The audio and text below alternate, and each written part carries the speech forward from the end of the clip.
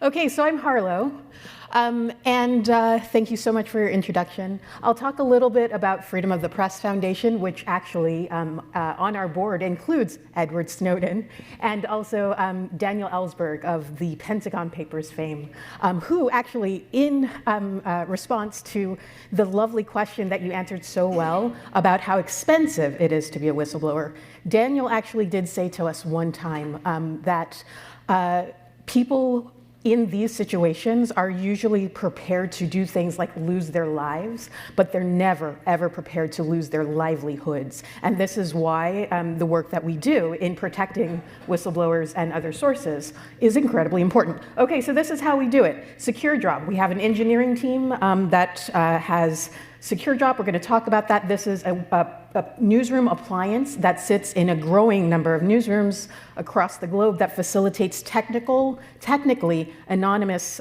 communication between potential sources and a particular newsroom. This is just one software project that our engineers work on. We also have advocacy, where we have folks who blog all day about why these things are important. I'm sorry, no, they do amazing work. They also work on legislation and things like that. And also the Press Freedom Tracker, which is our own little newsroom that actually documents cases where members of the press have had their right to report impinged upon, which is not only like, run like a newsroom, but it also has an API that we expose so people can make quantitative conclusions about how members of the press are being abused, which is a really cool tool. Love it. We'll get back to that later. And then there's my team, services. Not only am I our organization CISO, I'm also the director of digital security, where I run the services program. We have a small team they're lovely. Hi, guys. Where we do digital security training. We write a lot of manuals. We do security auditing and consulting for newsrooms of a variety of sizes in order to make sure that journalists have the tools that they need in order to maintain that part of the bargain when they are working with whistleblowers and other sensitive sources. Our trainings and consultants programs have taken us all over the place. These are just the locations that we can tell you about, and today I'm going to speak to you about the things that we've done that I can tell you about on the record. Okay, but first off, and I think the other two panelists have already spoken to this, is what I like to call the asymmetry of preparedness, which is that as a journalist, for a whistleblower, there may be, as we saw in our first presentation, an internal process for whistleblowing, but nobody trusts it because, as the panelists did mention, there's a sense of futility and then there's a sense of retaliation that they do not trust will protect them in the end. For these services where you are going to upload documentation, uploading a doc is not as easy as it seems on a variety of platforms. And we're going to talk about those limitations going forward. And also, I think, yes, we did discuss this in these other two presentations. Whether your job as a whistleblower is your job is not to be a whistleblower. Your job is to work in Congress. Your job is to work for the Department of Sanitation or the school board. Whistleblowing is never your job, and so you're not going to be good at it. You, as a journalist, on the other hand, have to realize that the source is not always going to be as lawyered up as you are. In high-profile cases, those that actually work within, government institutions, et cetera, or large enterprises, that might not. There's so much asymmetry there. And also in terms of the technologies that you use in order to facilitate these conversations, your source is never going to have as good in-point security as you do. So meaning, what phone are they using when they reach out to you on Signal, right? Do they even know what full disk encryption is, et cetera? Did they literally just do that on their work computer that's managed by their IT department? You're done.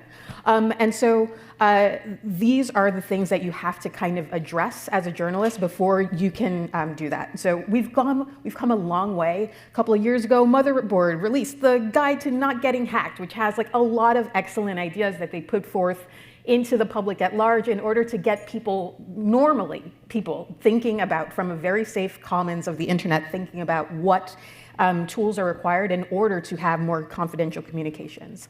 You also see that more and more newspapers themselves are starting to instruct the public at large.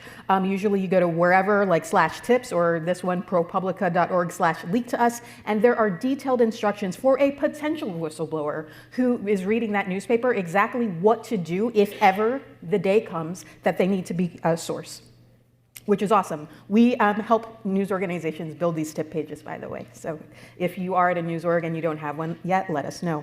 But we're gonna talk about open source and its usage in building these types of technologies and why it's fundamental. First and foremost, no one actually does have a budget. They really don't. I've worked, and I'll show you later, I've worked with Reuters before to break big stories.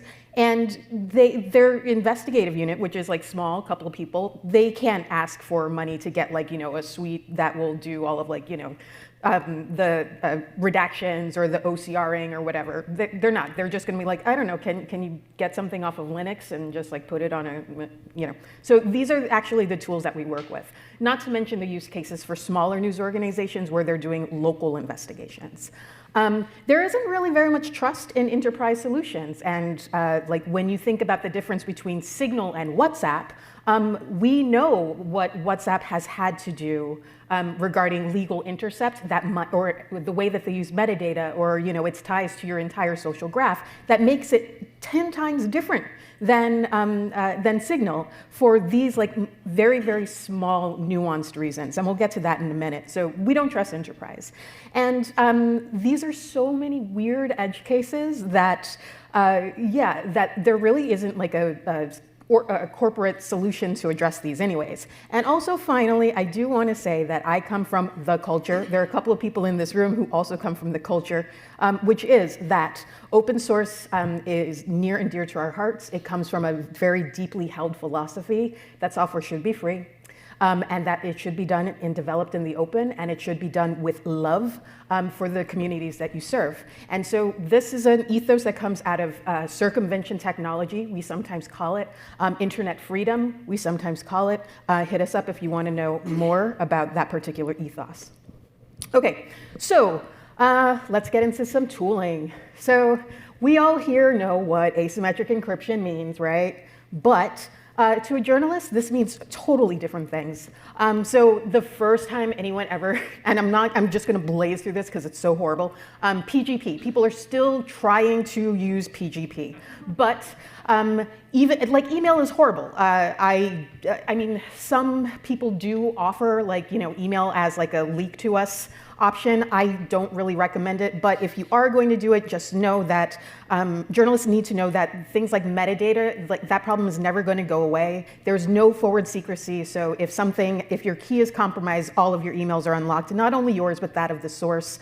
There's this really disturbing trend of people like who want to be whistleblowers reaching out to a journalist at, I don't know, like vice.com with Proton Mail, not knowing that your IT department has not configured, your email to accept encrypted email, because you don't have a PGP key, or some of them do. But people think that just because they have a Proton Mail account, that it's automatically going to arrive at someone's Outlook server end-to-end encrypted, and that is definitely not the case. We do say that, it's just not really sustainable. However, if you are going to do that, journalists need to know that they have tools like Mailvelope, for instance, that you can use to shoehorn into your web clients in order to facilitate PGP if you don't want to take the learn to painstakingly learn it from the ground up using tools like Enigma, which actually is now part of Thunderbird. So that was a really big win for the GPG loving community out here. And also the Open PGP group, which is also a product of our friends in the internet freedom space, tackled the danger that was web of trust poisoning, where if you signed people's keys like ad infinitum, it would just clog up the key servers, making PGP unusable. So this is why open source was important in giving people email if you still want to use it. But most people are actually not doing that, and instead they're moving to the apps.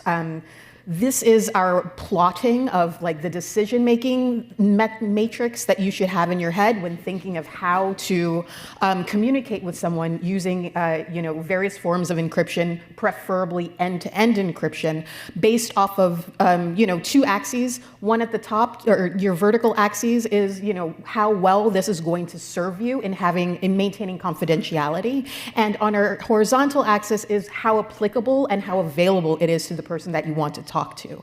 And so I already mentioned the differences between like WhatsApp and Signal, but then when you think of things like iMessage, one of like the biggest debates within the security community has to do with the fact that you can't actually prove that you are talking to who you want to be talking to, because there's no mechanism within iMessage in order to prove that you're not being manned in the middle. Also, it has been proven that iMessage has a whole lot of usage and data and other metadata that can be subject to a warrant, a subpoena, et cetera, whatever legal tools, in order to just determine what device was in use at the time an iMessage was being sent. And from a leak perspective, or rather a leak investigator's perspective, especially on enterprise, especially if the employee in question under investigation has a managed device, they have this, and you don't even need, like in enterprise, you don't need to prove someone did it. You just need the suspicion that someone did it, and that is how they get fired. Okay, so people are using Signal. That's it. So far, right now, this is our best defense. And what are the must-haves for an investigative unit in order to keep the story safe on the way? I'm going to blaze through this because I'm looking at my time and it looks miserable.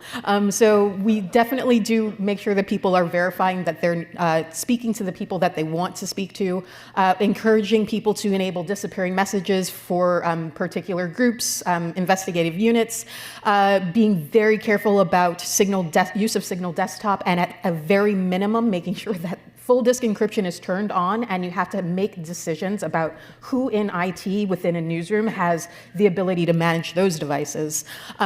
Using notes to self, and also instructing sources to use notes to self in order to have an alternative for note-taking, which is great for, taking voice notes, images, and video, which is something that can be end-to-end encrypted, and yet across all of the linked devices, which is something that you do not get if you're using, the Notes app on your iPhone. Another thing that is very important, especially from an enterprise level, is using virtual phone numbers to prevent you from giving out your personal phone number to a source, or using the same phone number across multiple investigations. And so in open source, actually, there are two really excellent libraries. One is called Signal D. The other one is called Signal CLI. These are both community-maintained open source libraries that take Signal's guts, their key libraries, and allow you to create other experiences that might help you do this at scale if you have the stomach for it. So you have a leak, right? So what? Because it does not end with the initial blowing of the whistle. You still have to communicate regularly, perhaps with your source. Very often, a journalist will come back to that confidential source and say, all right, you gave me this as promised. I need you to go get this. I need you to go get this, and this is how you do it. So you have to actually maintain this conversation chain. You have to perform redactions, analysis, and you have to also disseminate materials between a number of people within the newsroom who may or may not be trusted. So that means, is your editor as good at this as you are now that you've taken my class? Maybe not. You have to train everybody up. So we have, first I'm going to talk about Secure Drop, which is our flagship product. Talked about it before.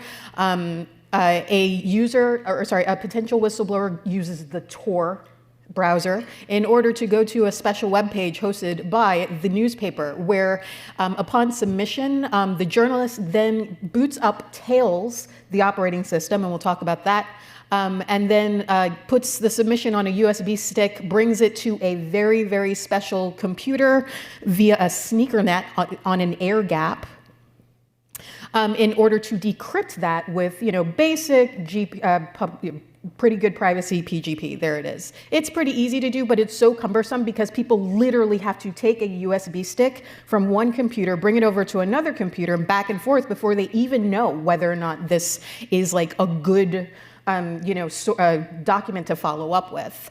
And the air gapping procedures are ridiculous. So what we did was we actually have been investing a lot of our engineering efforts in using the Cubes operating system in order to bring all of those functions together. Cubes, I'm gonna stoop. Oh yeah, there's also global leaks, but we don't have time for that. I did want to talk about COVID stuff. Okay, but keep that in mind, that we're unifying that under one machine. So real quick detour about why COVID actually did a doozy, we'll say, on journalists. This is me, real picture of me. It's not actually from the New Yorker. That is me during the entire pandemic. Okay, but we actually had to advise people how to continue using SecureDrop, given the fact that it does take like physical access to a machine, physical security of servers, et cetera, like that, while doing that remotely from home. It's ridiculous.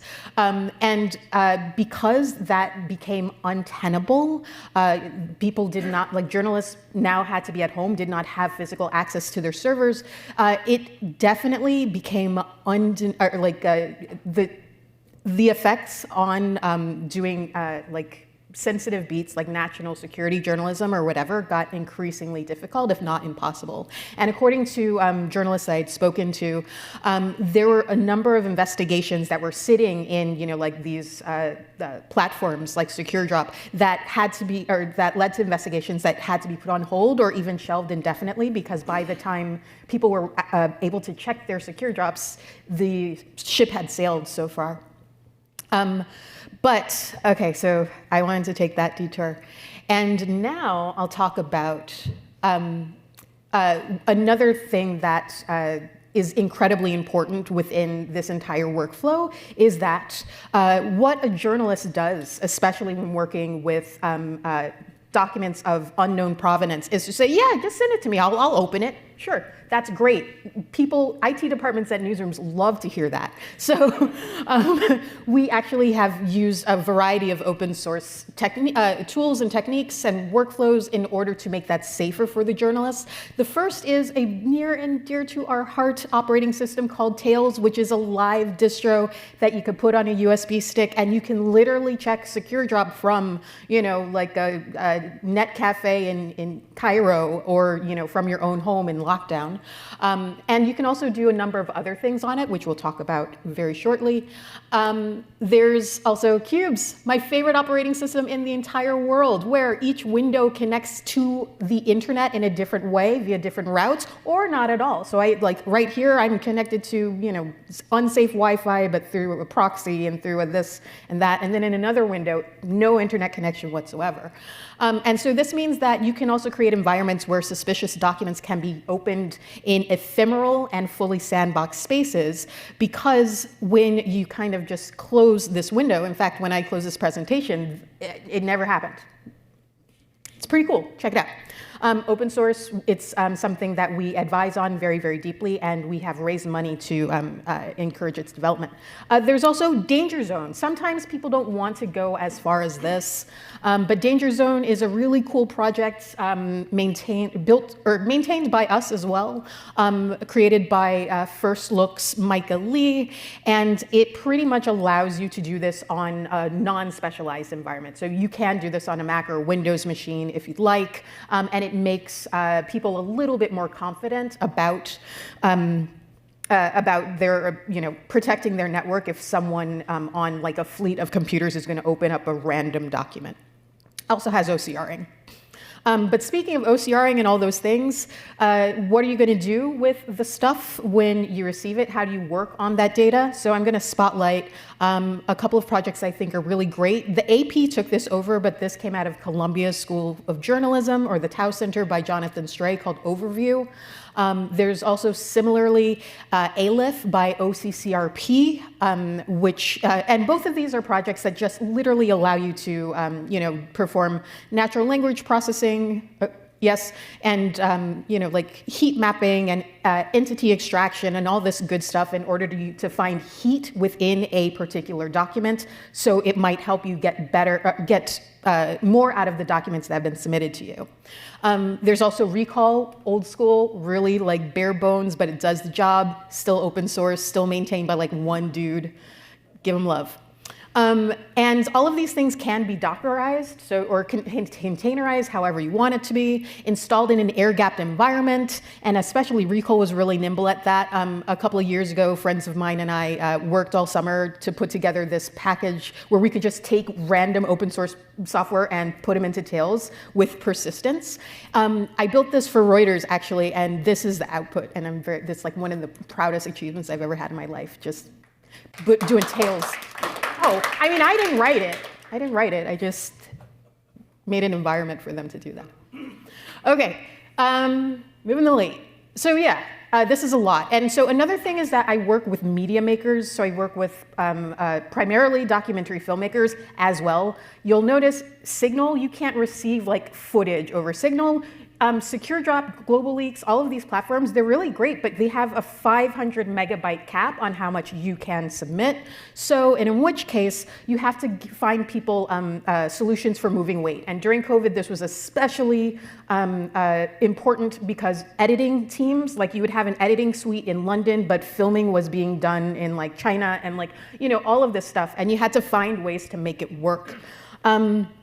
So first and foremost, we'll talk about like collaboration. I'm just going to kind of breeze through that. CryptPad, way better than Google Docs. So is Nextcloud. Both of these are options that you can just spin up in order to have the collaborative editing, the file storage, the whatever, the calendaring, the Excel spreadsheeting, all of that stuff. But it's entirely open source. Doing interviews, actually, like you could be working with a source, but you want to take like, let's say like film-ish quality grade interviews with a source for a documentary film. We actually Jitsi, we might have all used Jitsi Meet, but what's cool about Jitsi Meet being open source is that you can actually spin up your own servers on domains that you own and harden them in such a way that you are enforcing end-to-end encryption. You are enforcing like waiting rooms with passcodes and like all of that good stuff if you just kind of take the moment to do so. Take the moment to do so, get a little bit of money to do it, read the manual, and also think about like if you're not going to host it here, in our community, we actually have a number of organizations that are mission aligned, meaning that they will not sell you out, who will host this infrastructure for you and have like the love to assist you in spinning it up. And also like we highly leveraged teaching people how to use Tailscale with WireGuard as its protocol, another open source and amazing project, in order to gatekeep access to these servers that were so distributed across the globe. So even to do things like facilitate RDP. So in conclusion, okay, I didn't go so far over. I do have nightmares about metadata because there was so much metadata that like increased just because we could not do things in person anymore, and we relied on all of these platforms in order to facilitate our daily connections, not only interpersonal, but also how we get our job done. And not only is that metadata in the hands of the platforms, but it's also going to be, if not already, in the hands of law enforcement because we've created such an archive. I'll bring it back to the US Press Freedom Tracker, where I told you we document exactly how members of the press are affected. And one thing that I did think was interesting that I just kind of want to stop here on is that we do look at the number of subpoenas, of warrants, of equipment seizure, of raids, and things like that. And looking at the period during the pandemic, there were actually very substantial attempts to, leverage all of this against members of the press when they're dealing with the most sensitive of sources. And this is why it's important for us to protect them. All right, that's my time, and thank you very much.